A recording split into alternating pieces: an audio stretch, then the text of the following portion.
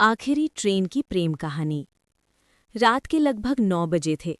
शहर का railway station हमेशा की तरह शोर और भागदौड़ से भरा हुआ था। कुंदन जल्दी जल्दी प्लेटफॉर्म की तरफ दौड़ रहा था।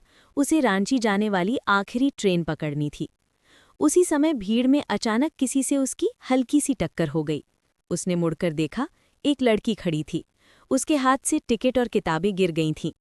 कुंदन तुरंत झुककर किताबें उठाने लगा और बोला, सॉरी, मेरी वजह से गिर गया। लड़की हल्का सा मुस्कुराई और बोली, कोई बात नहीं, वैसे भी ट्रेन लेट है। उसका नाम रिया था। दोनों प्लेटफॉर्म की बेंच पर बैठ गए। ट्रेन लेट थी, इसलिए धीरे धीरे बात शुरू हो गई।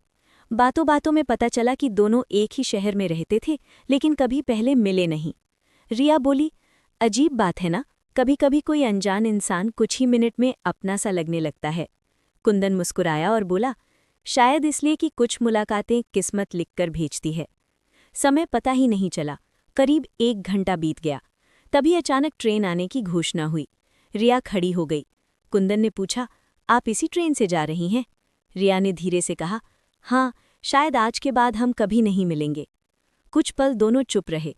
फिर कुंदन ने हिम्मत करके कहा, अगर मैं कहूं कि मैं आपसे फिर मिलना चाहता हूं तो?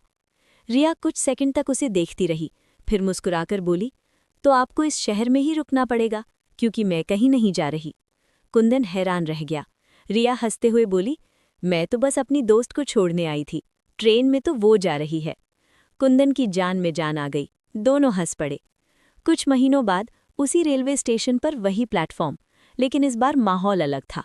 कुंदन और रिया साथ खड़े थे, और इस बार ट्रेन पकड़ने के लिए नहीं, बल्कि अपनी नई जिंदगी की नई शुरुआत करने के लिए। क्योंकि कभी-कभी सबसे खूबसूरत कहानियां एक छोटी सी टक्कर से शुरू होकर पूरी जिंदगी बन जाती हैं। सच्चा प्रेम था, इसलिए भूल नहीं पाए, बिछड़कर भी एक दूसरे को दिल से मिटा नहीं पाए।